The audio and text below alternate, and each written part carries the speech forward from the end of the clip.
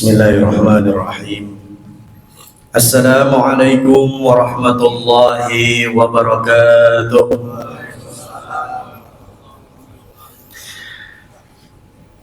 Alhamdulillahi rabbil alamin.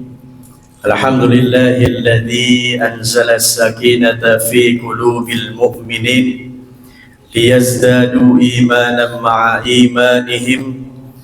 Asyhadu an la ilaha illallah wahdahu la syarika lah wa asyhadu anna Muhammadan abduhu wa rasuluh.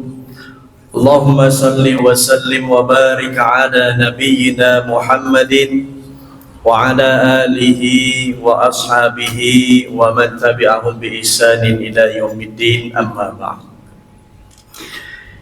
Yang sama-sama kami hormati, kami muliakan, kami banggakan segenap para pimpinan dan para staf jajaran Masjid Baitul Adli dan jajaran Kejaksaan Agung, ibu bapak jamaah salat zuhur yang insya Allah kita semua senantiasa diberikan kesehatan, diberikan keberkahan, diberikan segala kemudahan oleh Allah Subhanahu wa ta'ala.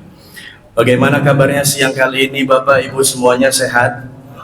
Alhamdulillah. Mudah-mudahan hadirnya kita di Masjid Baitul Adli ini setelah kita menjalankan sholat zuhur secara berjamaah, maka inilah nikmat yang diberikan oleh Allah Subhanahu wa ta'ala. Karena tak jarang orang di luar sana Pak yang masih berkegiatan, yang masih bersibuk-sibuk dengan segala aktivitas duniawinya, mereka enggan. Padahal Allah menegaskan di dalam suratul Fatihah yang terdapat dalam ayat pertama, Alhamdulillahi Rabbil Alamin, maka segala sesuatu harus kita kembalikan kepada Allah Subhanahu wa ta'ala. Maka tentunya inilah nikmat yang paling utama, nikmat yang harus kita rasakan, bahwasannya kita menjalankan sholat 5 waktu, terlebih lagi kita menjalankannya secara berjamaah. Maka insya Allah kita semua yang hadir siang kali ini adalah calon penghuni surganya Allah Subhanahu wa ta'ala. Ibu bapak yang budiman yang dirahmati oleh Allah Subhanahu wa ta'ala,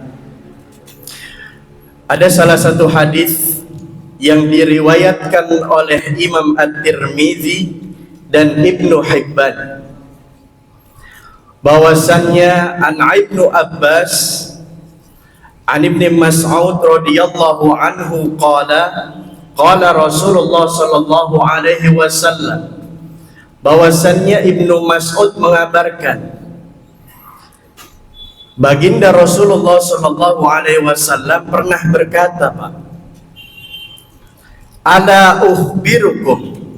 Baginda Rasulullah menanya kepada para sahabat, ala ukhbirukum, wahai para sahabat, maukah engkau aku beritahu, kata Baginda Rasul.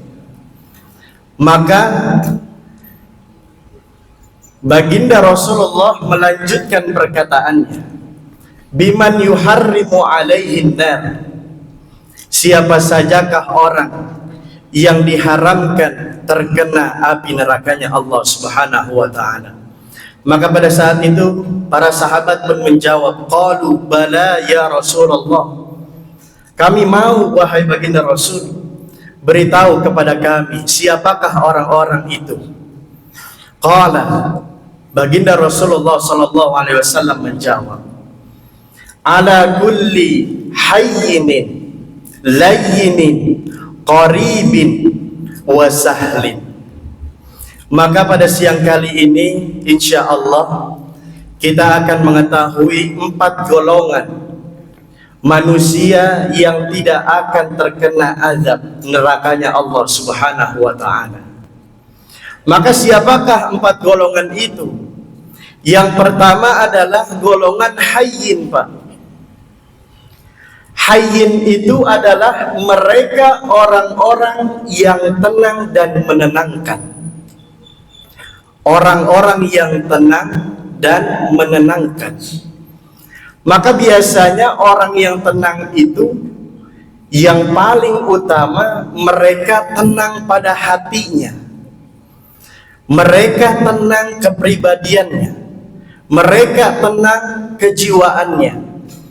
Maka apa sifat yang muncul dari hayyin ini? Sifat yang muncul adalah mereka orang-orang yang tidak pernah sombong, dan mereka orang-orang yang tidak pernah keras kepala, atau bisa kita sebut orang yang egois, Pak. Maka sampai baginda Rasulullah SAW mengabarkan kepada kita, siapakah mereka orang yang sombong? Mereka adalah orang-orang batalul haq wa ghabdun nas. Ciri-ciri orang yang sombong, ibu bapak, mereka adalah yang menolak segala kebenaran dan selalu merendahkan orang lain. Maka hari ini pertanyaannya, apa yang biasanya yang bisa membuat seseorang itu sombong kepada orang lain? Biasanya datangnya dari 5 hal, Pak. Yang pertama, manusia sombong karena hartanya. Yang kedua, manusia sombong karena jabatan dan pangkatnya, Pak. Yang ketiga, manusia bisa sombong karena kesempurnaan parasnya. Yang keempat, manusia bisa sombong karena ilmunya. Dan yang kelima, manusia sombong karena amalan ibadahnya. Maka hari ini kita hati-hati. Hari ini kita berevaluasi diri. Jangan sampai kita menjadi orang yang sombong. Tetapi mari sama-sama kita hadirkan sifat hayyin, yang tenang, menenangkan. Karena orang yang sombong, nanti jangan kaget ibu bapak. Jangan kaget apabila seseorang mempunyai sifat yang sombong, nanti Allah tidak akan izinkan menyium aroma surganya Allah Subhanahu wa ta'ala. Nyium saja sudah tidak diizinkan, Pak, apalagi masuk surganya Allah Subhanahu wa ta'ala. Maka dalam Al-Quran kita diajarkan, la tamshi fil ardi maraha, kata Allah, janganlah engkau berbuat kesombongan di muka bumi ini. Maka kita menjadi orang muslim, harusnya kita sadar, kita harus menyadari penuh bahwa Allah memberikan kepada kita akal, hati, dan iman. Maka seseorang yang memiliki akal harusnya dia bisa berilmu, dia bisa berakhlakul karimah.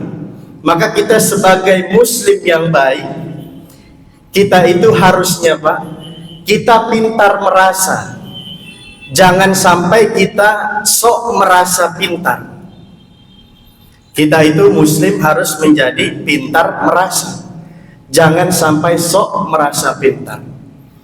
Karena semuanya yang diberikan kepada kita itu datangnya dari Allah Subhanahu wa ta'ala. Maka insya Allah dengan sifat yang pertama inilah mudah-mudahan kita mendapatkan sifat hayyin, yaitu orang yang tenang dan menenangkan. Maka ibu bapak yang budiman dirahmati Allah Subhanahu wa ta'ala, sifat yang kedua itu adalah layyin. Layyin itu artinya adalah seseorang yang lembut dan melembutkan. Orang yang lembut melembutkan biasanya ciri yang paling utama ialah tutur katanya selalu lemah lembut, ibu bapak. Lemah lembut lisannya, lemah lembut perkataannya, tidak pernah mengucapkan kata-kata yang kasar, tidak pernah mengucapkan kata-kata yang jorok, tidak pernah mengungkapkan kalimat-kalimat yang tidak baik. Karena apa? Karena lisannya selalu dibasahi oleh zikrullah, kalimat-kalimat thayyibah, kalimat-kalimat yang baik. Maka ingat kata Al-Imamul Ghazali, lisan itu etalasenya hati, ibu bapak. Apabila kita ingin mengetahui hati seseorang, maka kita lihat bagaimana caranya ia bertutur kata, bagaimana lisannya ia mengucap. Maka dalam salah satu ungkapan baginda Rasulullah sallallahu alaihi wasallam, "Man kana yu'minu billahi wal yaumil akhir falyakul khairan aw liyasmut." Pilihannya hanya dua, Pak. Kata baginda Rasul, barang siapa yang beriman kepada Allah dan hari akhir, hendaklah ia mengungkapkan kalimat yang baik atau diam. Makanya kenapa, Pak? Kita diciptakan oleh Allah itu mulut kita satu, telinga kita dua. Allah sedang mengajarkan kepada kita, kita tidak perlu banyak bicara. Ketika seseorang akalnya sudah dipenuhi dengan ilmu, hatinya sudah dipenuhi dengan iman, pasti ia tidak akan banyak bicara kepada mereka yang tidak membutuhkan nasihat. Maka kuping kita itu, telinga kita itu dua. Kita harus banyak mendengar, harus banyak belajar, harus banyak memerhatikan. Karena itulah layyin, insya Allah seseorang yang lemah lembut tidak akan terkena azab nerakanya Allah subhanahu wa ta'ala. Sampai bahkan salah satu sabda baginda Rasul juga, Rasul mengungkapkan, salamatul insan fi hifzil lisan. Selamatnya seseorang ialah dari cara bagaimana ia menjaga lisannya. Maka kata orang dulu, ibu bapak, kata orang dulu nasihatnya, kalau kata orang tua, kata guru-guru kita, lisanmu harimaumu, Pak. Maka hari ini kita belajar, berusaha. Jangan sampai kita jadi orang punya mulutnya itu yang sering nyakitin hati orang lain, Pak. Karena kalau masalah hati yang udah sakit, Pak, kadang-kadang susah untuk diobati. Ucapan itu harus terus kita jaga. Maka kita diciptakan kesabaran oleh Allah. Kita harus menjaga emosi kita, emosi hati kita. Jangan sampai terlepas dari lisan kita mengucapkan kalimat-kalimat yang tidak baik. Karena ketika kita bisa menjaga lisan kita, kita bisa mengucap kalimat-kalimat yang baik, itulah gambaran hati kita, bagaimana kelembutan hati kita kepada Allah subhanahu wa ta'ala. Mudah-mudahan selain daripada sifat hayyin yang tenang menenangkan, kita juga memiliki sifat layyin yang tentunya lembut dan melembutkan. Maka yang ketiga itu adalah qaribin, kata baginda Rasul. Apa itu qaribin, ibu bapak? Qaribin artinya adalah seseorang yang dekat, mendekatkan. Biasanya orang yang dekat mendekatkan, hobi mereka adalah membuat hati orang lain itu senang, Pak.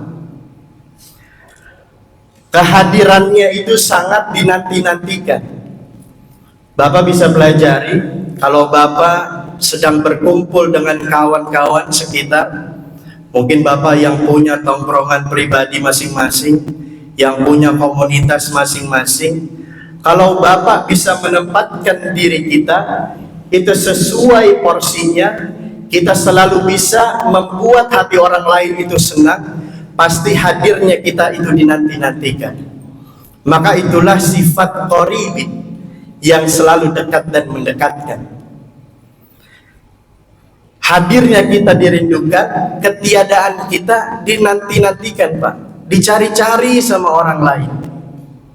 Contoh, ada yang namanya Pak Budi di sini.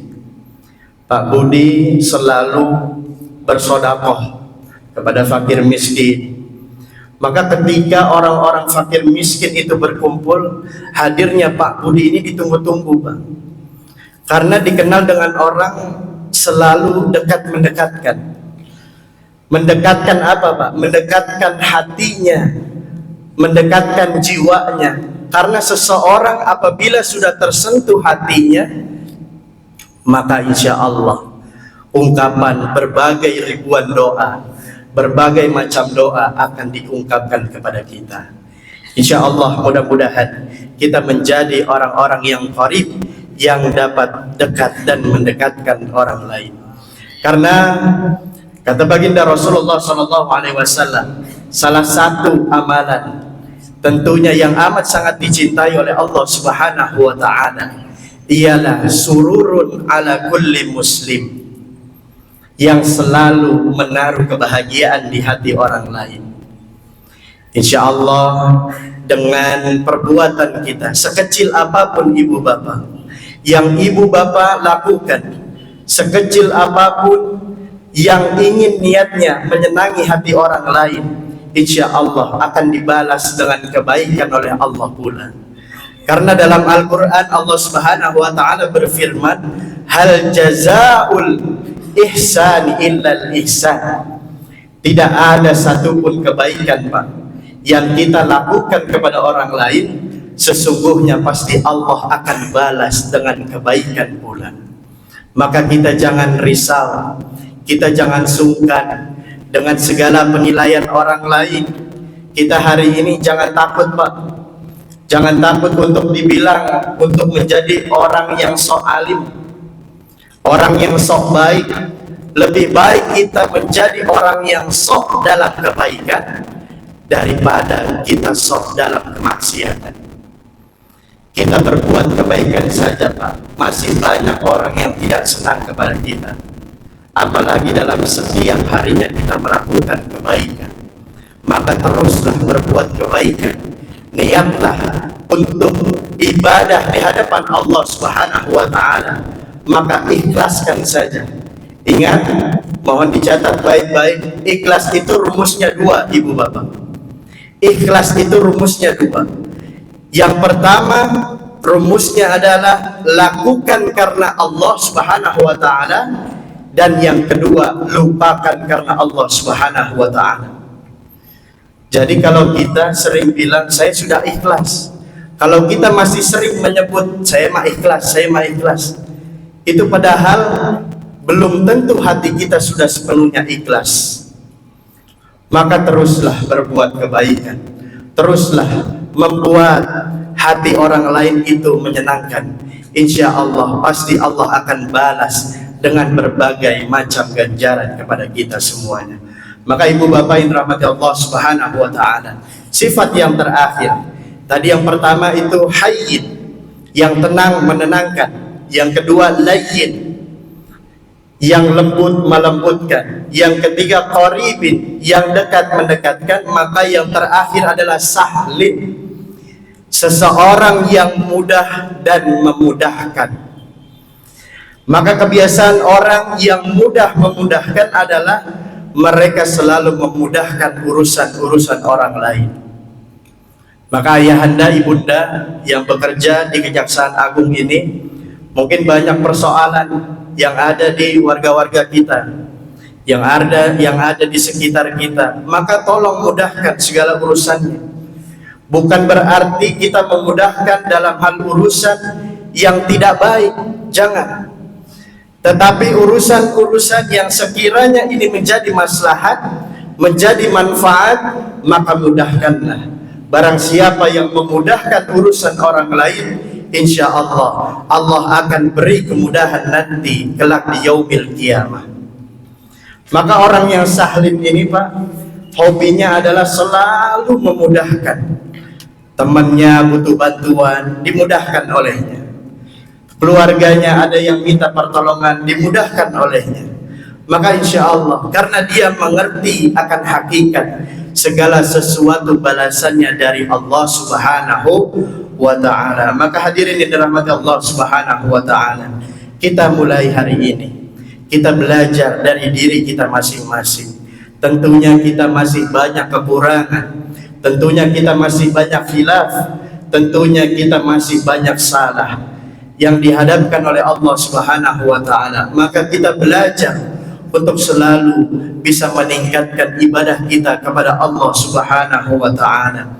Maka dalam filosofi hidup ada yang namanya ungkapan terima kasih, Apabila kita ingin menerima segala sesuatu, maka kita harus belajar untuk mengasihi kepada orang lain. Itu pula yang diajarkan oleh baginda Rasulullah SAW yang berkenaan dengan khairun nas anfa'uhum linnas. Sebaik-baiknya manusia adalah mereka yang bermanfaat untuk orang lain. Maka dengan ini, insya Allah, dengan ciri-ciri yang 4 inilah, mudah-mudahan kita menjadi orang yang hayyin, orang yang selalu tenang. Hati kita itu tenang, bawaannya itu jangan gelisah, jangan amarah, Pak. Karena Allah mengajarkan dalam surah Al-Fatihah ayat kedua, Maliki Yaumiddin. Dalam surah Al-Fatihah ada ungkapan ayat Maliki Yaumiddin, sesungguhnya Allah memiliki hari pembalasan. Maka hari ini ibu bapak yang memiliki sifat amarah yang berlebih, mungkin ada seseorang yang pernah melukai hati kita, membikin hati kita itu jengkel. Jangan risau untuk memikirkan bagaimana balasnya kepada dia, tetapi Allah sudah berjanji nanti kelak di hari pembalasan pasti Allah balas dengan berbagai macam apa yang sudah dia lakukan, segala kejahatan maupun kebaikan pasti Allah balas nantinya. Insya Allah pada akhirnya kita menyadari bersama bahwasannya kita ini ingin menjadi umat muslim sejati, umat mukmin sejati. Maka pengakuan tidaklah cukup ibu bapak, tetapi mari sama-sama kita buktikan di hadapan Allah Subhanahu wa ta'ala, kita ini pantas untuk mendapatkan legalitas kita, tentunya yaitu untuk menjadi orang yang bertakwa di hadapan Allah Subhanahu wa ta'ala. Mari sama-sama kita berdoa kepada Allah Subhanahu wa ta'ala agar setiap harinya, dari hari ke hari, dari minggu ke minggu, bulan ke bulan, dari tahun ke tahun, mudah-mudahan pribadi kita yaitu ingin selalu menjadi pribadi yang baik kepada Allah Subhanahu wa ta'ala, menjadi pribadi yang mulia di hadapan orang lain. Ketika kita sudah berhati mulia, memiliki niat yang baik, ikhlas lillahi ta'ala, insya Allah segala kemudahan dan segala urusan yang kita miliki akan dimudahkan oleh Allah Subhanahu wa ta'ala. Allahumma salli wa sallim wa barik ala Sayyidina Muhammad fil awwalin wal akhirin, wa barik wa sallim ورضي الله تعالى عن كل صحابة رسول الله أجمعين آمين يا رب العالمين. حمدا شاكرين حمدا ناعمين حمدا يوافي نعمه ويكافئ مزيدا يا ربنا وإلهنا، ولا شكر كما ينبغي لجلال وجهك الكريم وعظيم سلطانك. اللهم إنا نسألك رضاك والجنة ونعوذ بك من سخطك والنار يا خالق الجنة والنار يا عزيز يا غفار يا كريم يا ستار يا رحيم يا رب. اللهم إنا نسألك علما نافعا ورزقا واسعا وعملا متقبلا. ربنا اغفر لنا ولإخواننا الذين سبقونا بالإيمان ولا تجعل في قلوبنا غلا للذين آمنوا ربنا إنك رؤوف رحيم. ربنا هب لنا من أزواجنا وذرياتنا قرة أعين واجعلنا للمتقين إماما. ربنا آتنا في الدنيا حسنة وفي الآخرة حسنة وقنا عذاب النار. Sekian dari Al-Fakir, billahi taufiq wal hidayah wa ridha wal inayah. Assalamualaikum warahmatullahi wabarakatuh.